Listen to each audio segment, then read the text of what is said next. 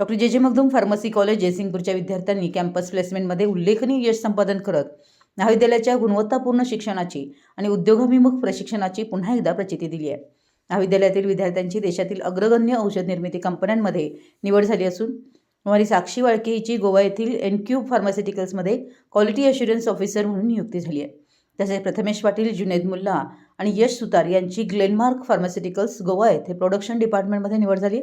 आदिनाथ पाटील, जिशान मानेर यांची शिल्पा बायोलॉजिकल्स धारवाड, याशिवाय ओमकार कुंभार, विनायक कोळी आणि सुमित शिंगे यांची Unichem laboratories private limited Kolhapur इथं प्रोडक्शन डिपार्टमेंटमध्ये निवड झाली आहे।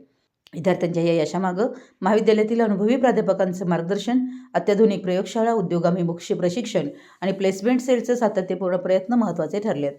विद्यार्थ्यांनी केलेल्या मेहनतीला यशाची जोड मिळाल्यानं महाविद्यालयात आनंदाचं वातावरण निर्माण झाले।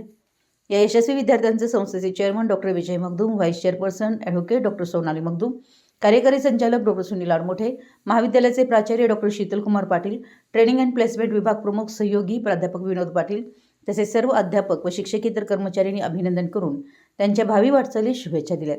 महाविद्यालय भविष्यातही विद्यार्थ्यांना उत्कृष्ट शैक्षणिक गुणवत्ता, कौशल्य विकास आणि रोजगाराच्या संधी उपलब्ध करून देण्यासाठी कटिबद्ध असल्याचं यावेळी सांगण्यात आलं आहे। मराठी एस न्यूजसाठी जयसिंगपूरहून संदीप अडसूळ।